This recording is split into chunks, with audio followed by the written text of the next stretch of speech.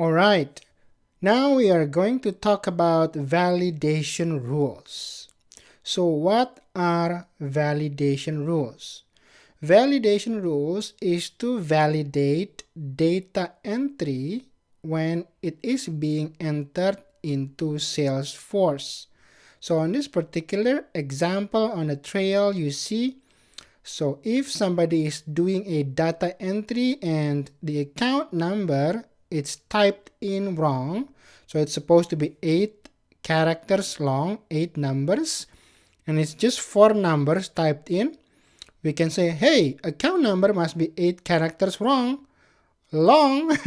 You are doing it wrong. Please correct the data entry. So based on that, what do you think the validation rules are for? To maintain clean and trustworthy data in your Salesforce organization. So otherwise, you will have faulty data or data that has many errors, and therefore it is not helpful and it will create a big mess throughout the entire organization. So this is a very important process to maintain data cleanliness, make your data clean. Okay, so for example, if we ask for a birthday and then the data is entered a date in the future, right? That is incorrect. A birth date must be in the past or today's date. If it's a hospital and the baby was just born, so it has to be in the past. So we can validate the date entered. If it's a baby, well, at least it's 0 years old or it's today's date. It can't be the date in the future.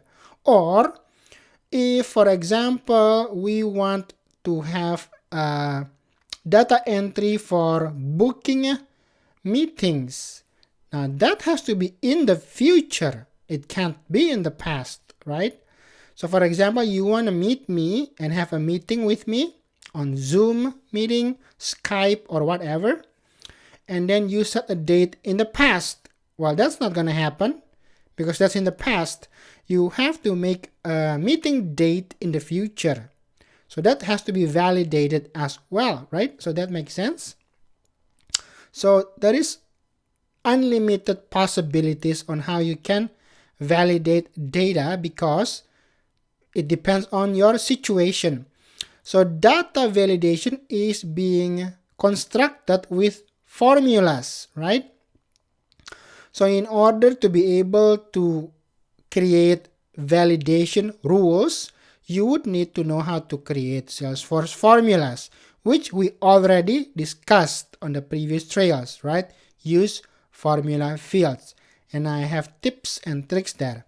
So enough said about why do we need validation rules. It is extremely important for maintaining a trustworthy data in your organization that you're working for. So let's jump ahead and dive into our hands-on org. I'm going to pop up a new tab there. Go to our Playful Wolf. So remember our example here. We are running a swimming lesson program for the Red Cross Swim Kids program, Red Cross Canada. Red Cross Canada has a Swim Kids program, and for this example, for admin intermediate modules, we are sticking to that story. So now I have written a simple validation formula. So if we want to enter in any kids to learn swimming, they have to be 5 years and up because it's Swim Kids. We have other program for babies to get used to the water and things like that with their parents. But this is Swim Kids, so it has to be 5 years and up. The second validation rules we want to create is if you want to go to Swim Kids 4, you have to complete Swim Kids 3. Otherwise, you can't just go to 4. All right, let's make that a rule as well. So I have created a new custom field, pass, which is a checkbox. So we'll take a look together with that. Okay. With that, let's create a new swimming lesson. Now, let's create the validation for the age first, okay? So, to enter any swim kits, the kid have to be 5 years and up, all right? So, let's go ahead and do that.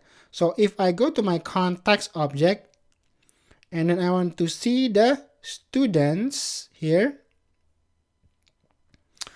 So you see we have age 14, age 8, because we have entered the birth date, right? Let's enter a birthday for Lenore here, okay? I'm going to click Lenore and go to the details and enter the birth date. Let's make Lenore a tiny baby. She was just born 2018 or 2017 maybe. And that date, okay? Save. And now if I go back to my list and I go to my student again here, oh, Lenore is just 2 years old. Can she go to swim kids 1 or even 2, 3, 4, 5? Well, she can't, right? But now she actually can, because we haven't created the validation rule here. So lessons are on opportunities object. So if I want to create a lesson for Lenore here, swim kids 1, this is the mom, Mary, and let's just go through this and close 1, lesson start date, lesson end date today as well, just for a few minutes. Let's do 7 p.m. until 7:30. Swim kids 1. Okay, so and now we choose the swimming pools, Coaldale, and the same here, Aaron Davis, and not pass yet. We're just going to enter the booking, and then I'm going to hit save, and it's going to allow the creation, even though she was just 2 years old, the student, right? This is Mary, is the mom. So I'm going to save, and it allows it. So now when Mary comes to the swimming pool with what's the student name again? Mary, oh, Lenore. With Lenore, and then in the swimming pool, the instructor see, oh, she's too young. She can't go into swim kids 1. It has to be 5 years old.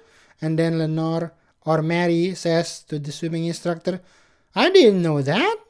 Nobody told me. See? Now it's a mess. So Mary is disappointed or even angry, and then she has to go re-register again and waste her time, and everybody's time is now wasted. So let's prevent that, okay? I'm going to delete this wrong record, and let's create the validation rule. So to do validation rule, as always, admins, we go to gear icon and go to setup there. On here, we go to the object manager and we go to the opportunity. Why? Because the lessons are in the opportunity, right? So when we are creating the lesson record, we want to validate if everything is good, okay? So I'm going to go down here and check validation rules all the way at the bottom. Validation rules, and I'm going to make a new one here. And student has to be 5, has to be at least 5 years old. Okay, so you can put more description here.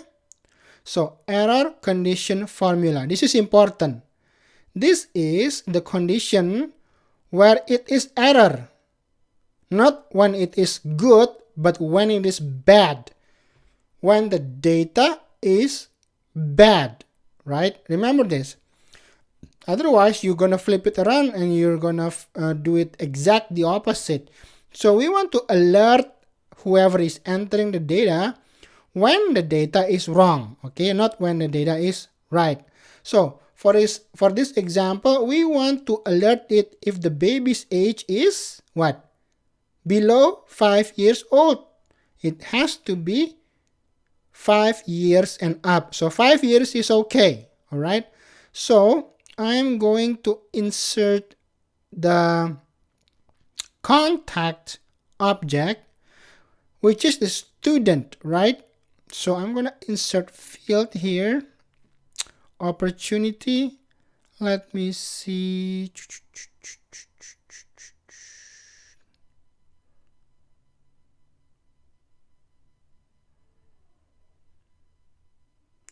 Opportunity owner is also the account, probably. So we can't touch that. So this is actually a good example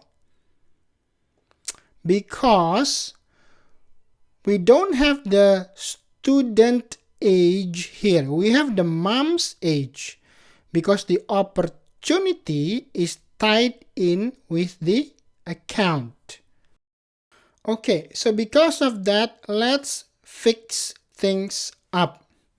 Okay, I'm going to cancel this rule for now, and we are going back to the fields and relationships for the opportunity, and we are actually going to link the opportunity to the student. Right now, we don't have the student who is actually taking the lesson. We have the parent, which is the account, but now I'm going to make a new one. Okay, follow me along. And it's going to be a lookup relationship to the contact object because the student is a contact here, and hit next. And I'm going to actually name this student, all right, not contact. The student taking the swimming lesson. Copy that, paste that. We're going to keep that as it is and hit next and make it visible for everybody, and next. And just on the swimming lessons here, boom. Yes, we want everybody. Let's just save that. Okay, now we can go back to the validation rule. What just happened? Because we want to validate the data entry of the swimming lessons based on the student's age, right? Based on the student age, we have to link who is the student, not the mom, because the account is the mom or the parent. So now, if we go back to validation rules at the bottom here, and hit new, and we say student must be at least 5 years old. Okay, it's active, so it's going to be enforced. And remember the error condition formula. The alert is going to display when it is a bad data. So insert field, I'm going to say the opportunity contact, not contract. Did I just choose contract? Or student is S, right? The student, see, the student age, right? Now it's making sense. The student age has to be, or not has to be, it has to be more than 5 years old and up. So if it's not 5 years old, if it's less than, this is less than, right? if the student age is less than 5, then we are going to alert it. You can check the syntax if it's right or wrong. So it says no errors found. That's good, right? So the student has to be at least 5 years old to enter Swim Kids. All right? We want the error location to the top of the page, and we have to save it. And there we go. And it's active. Make sure it's active, otherwise it will not be enforced. Okay? Now, let's go back to Lenore. So Lenore want to take a lesson again, and the mom called, the Mary Wilburn called the Swim Kids program, and she wants to enter Lenore to Swim Kids 1, right? And it is today. Oops. Close date. That's weird. It's supposed to choose a date, not names. And closed 1. The lesson, let's just choose today. She wants to take in a lesson today to see if Lenore likes water or not. Maybe at night, 9 p.m. to 9:30 p.m. because this is when the mom has time, and Swim Kids level 1. All right. Wait. It hasn't add the contact yet. Oh no, we have to fix that. We haven't added the page layout. My bad. So cancel this out. If I go back to the opportunity setup, we need to add the student on the page layout here, because we just added a field. So I'm gonna go edit my swimming lessons here, and we have student.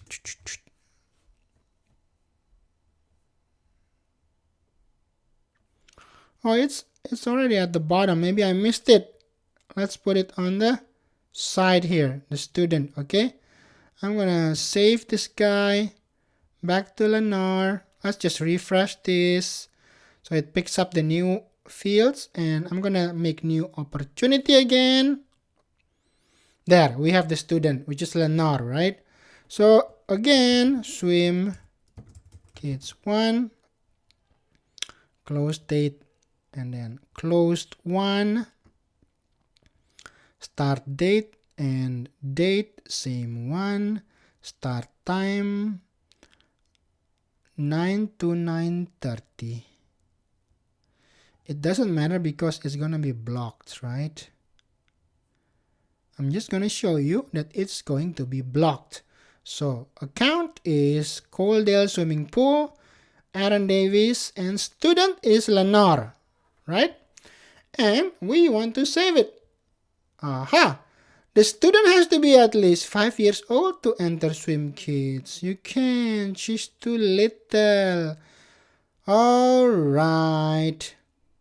Okay, so we cancel it. Oh, I'm sorry, we can't because she has to be 5 years old, so we cancel it. So now, if we want to test the correct one, if I go back to contacts here and change this to students again, and we'll see 8 years old is fine. So John should be fine, right? So let's add a new Swim Kids for John. He wants to go Swim Kids 2, right? Today is the day. Today is the day. Close 1. And let's do it for a week. December 2 to December 6. Start time, let's make it, I don't know. No, not 11 p.m.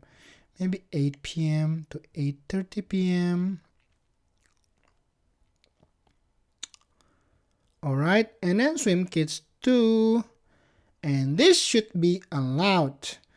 It's Coaldale Swimming Pool. Instructor is Aaron Davis.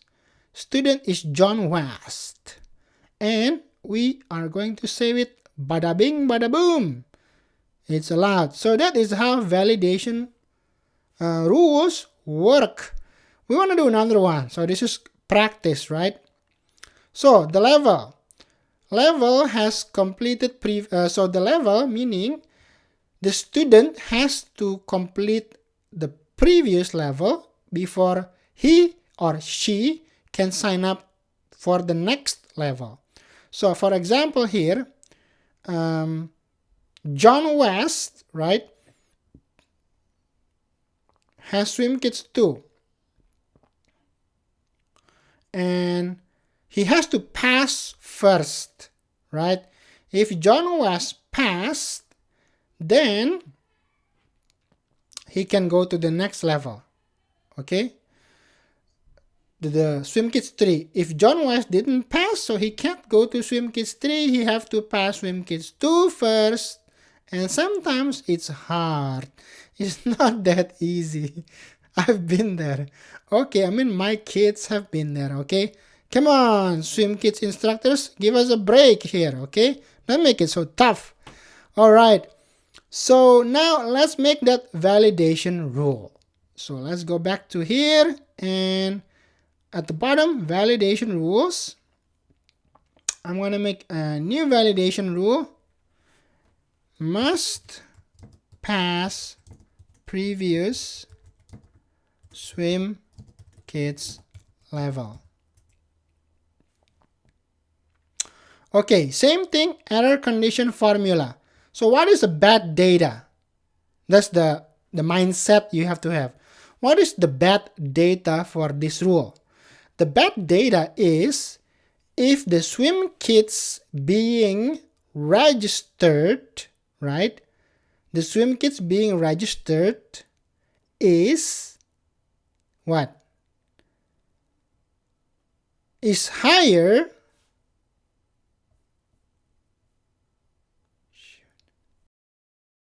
so the swim kits being registered can only be one level higher than the previously completed swim kits.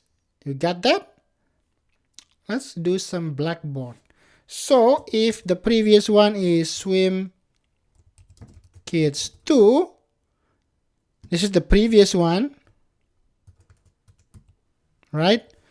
We can only register swim kits 3. You can't register swim kits 4. You can't register swim kits 5 and so on. Okay? So if it's not swim kits 3, it's a bad data. That's pretty simple, right? If it's not swim kits 3, it's a bad data. So let's construct that formula. All right? So one at a time. So insert field, opportunity account, and then I have created a roll-up summary field for a last completed, I think it's last completed swim kits level number. This is a roll-up summary I have created. So insert, so account last completed swim kits level, right? Plus 1, right? So if it's swim kits 2, you can only go to swim kits 3, right? Has to be equal. Oh, what is the bad data? Is not equal. So if it's not equal, right, insert the field, the opportunity that is being created, and then the swim kits level here, right? Or even formula here. Yeah, insert. I have another formula here. So it's not equal that, then it's a bad data. You got that? So no errors found. So the last completed swim kits level plus 1. You got the plus 1? So if it's swim kits 2, now it can only be swim kits 3. It cannot be swim kits 4 or 5. You cannot jump like that, okay? You got that? So the last completed swim kids level plus 1 is not equal to the current registered lesson. That's bad, not good. So this is the error condition. That's bad data. So whatever fill into this criteria means it's bad data. So this is the bad data. What are you going to say if you see the bad data? To enter this swim kids level, you have to complete the previous level first. Okay, so that's pretty much it. You cannot jump, all right? You can't jump or skip a level. So unless the lifeguard assess you, that's another story. But now let's stick with this formula validation, and I am going to save it. And that's it, right? So account last completed swim kids level plus 1. You got that? Okay, let's test this thing. So if I go back to a student or the opportunities here, and I'm just going to see swim kids 6 here. Julio. This is the mom. So as you can see, last completed swim kids level is blank, right? Let's fix that. So if I go to the swimming lesson and change this to pass, so the student passed we haven't even picked the student because that's a new field. What's the name again? For Brunton. Linda passed swim kids 6, okay? So now if we go to the account, you can see takes a bit maybe to roll up. Let's refresh. See, last completed swim kids level is 6. Now Linda is 6 and now she wants to go to 8 because she thinks she can do it. But you have to go to 7 first, Linda. Alright, so now Julio, the dad, called. Let's go back to students again there. Students, I'm gonna go, not contacts, and then students. What's her name again? I forgot. Linda, right? Linda Burton.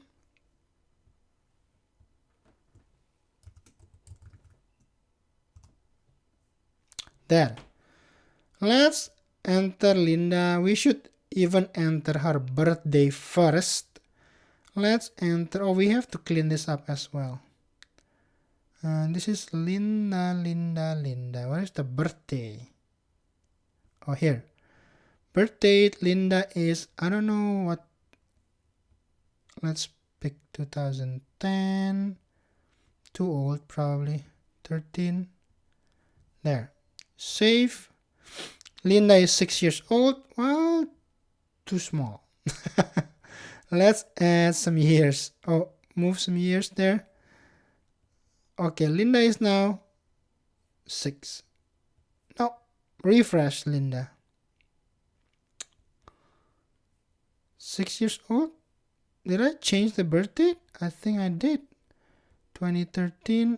Let's change it to, I don't know, 2010. Oh, I didn't pick the date there. If I save now, she's age 9, okay? Now Linda is age 9 and we want to book her a lesson. She passed swim kids 6, but now she wants to go swim kids 8. Can she do that? If we don't have the validation rule, whoever is taking the call doesn't know it, right? So she wants to try. I want to go to swim kids 8, Dad. Okay, Dad says, okay, let's give it a try. Let's skip the system, okay? Swim kids 8 it is, Linda. And then we called, and then we want to book December 16. Ooh, it's almost Christmas time. Christmas. And 20, and then the start is, I don't know, let's pick 5 p.m. until 5:30 p.m. You can actually type this. You don't have to scroll, okay? SwimKids level is, she wants to go to 8. Oh, you want to skip? Okay. Coaldale swimming pool. Instructor is Andrew. Where is Andrew? Andy? I forgot the name.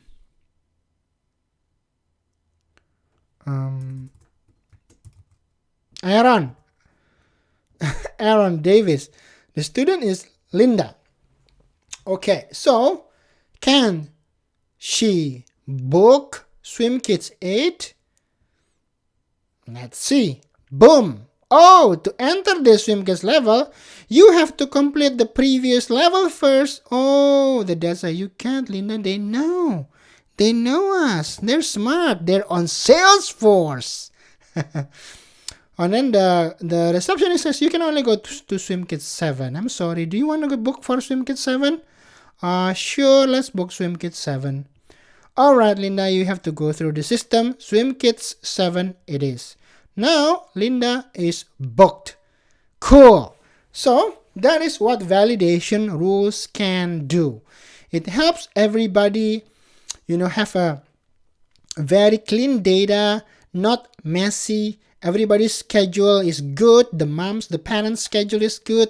The teachers or the instructors, the swimming instructors' schedules are good. And everybody's happy, right? Not messy. And you don't have to ask the receptionist who takes the call to look up every single time did the kid pass the previous level, and then spend a few minutes on the phone, a waste of time. All right? So we don't want that. So that's what validation rules are for. So we created 2 pretty cool validation rules for this example, and I'm sure you get the point. All right? Let's go back to here and finish our challenge. A contact with a mailing postal code that has an account and does not match the associated account shipping postal code should return a validation error and not be safe. The validation rule should only apply to contact records with associated account. Contact record with no associated parent account can be added with any mailing postal code value. Hint, you can use the isBlank function for this check. Okay, let's head over to our Trailhead playground. We are going to the object manager and we are going to play on the contact object. Okay, fields and relationships. Oh no, we are going to validation rules and hit new. And what does the name has? The name has to be contact, must be in account zip code. So back to here, bada bing, bada boom. So what is the bad data? A bad data is if the contact mailing postal code here, right, is not equal to the account shipping postal code. Boom. So this is a bad data, right? Mailing postal code is not the same as shipping postal code, but it has to be related to an account. You remember? The contact, see the validation rule should only apply to contact records with associated account. So you can use isBlank, alright? I don't want to use, let's see. I want to use my own logic. So we want to use AND, okay? And is a logic function here. And logical 1 and logical 2. So AND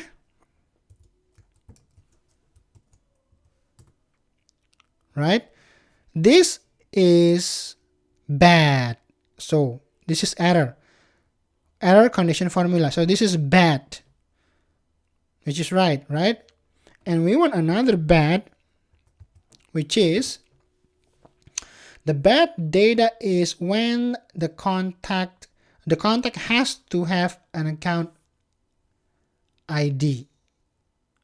Okay, so I want to say is blank here is blank,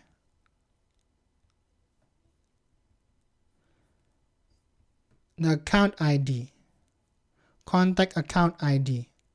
Boom. So if the account ID is blank, we don't want that. We want not is blank, right? So this formula says the mailing postal code doesn't match with the account shipping postal code, and the account ID is not blank because it has to be associated with an account, which is good. So I'm gonna are you confused now? I hope not. So add that and we have no errors found. So the mailing postal code of the contact is not equal the shipping postal code. That's bad. But also it has to be linked or associated to an account ID, meaning the contact have an account ID. So the account ID is not blank. Got that? So we're going to say contact postal code does not match account shipping postal code. Okay? So we are going to save this, and of course we are going to test it. Okay? So how are we going to test this guy? So if I go to my contacts here, and let's say Linda and Julio, right? Linda and Julio. So Linda, we say the details of Linda and the mailing address of Linda, right? We don't care about anything else, just the postal code 94538. Sure. So we are going to save this. Boom. Contact postal code does not match account shipping postal code. It works. So I'm going to cancel and I'm going to go Julio and I'm going to change this. Whoopsie. Just click Google Maps there. Again, look at that. I want to edit this and change this to 94538. Actually, instead of doing that, I'm just going to copy this, right? And cancel. And I'm going to go back to Linda here. So this is the dad's postal code, right? This is a fake address, okay? We use the fake address, fake name generator, remember? So if I go back here to Linda and I'm just going to put the postal code to the same one, and it's going to allow. Whoops. Contact postal code does not match account shipping postal code. Oh, the shipping, not the billing. So shipping is kind of blank here. So I'm going to put here and save. And I'm going to go back to Linda and save again. Aha! So our validation rule works. But what if Linda is not connected? So what if we create a new contact that has no account? Alright? So we are just going to create a... Let's create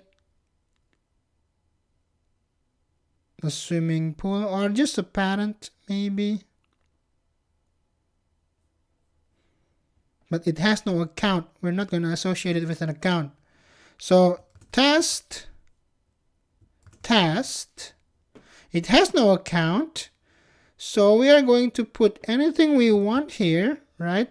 It's going to allow us. Yay! So our challenge is completed.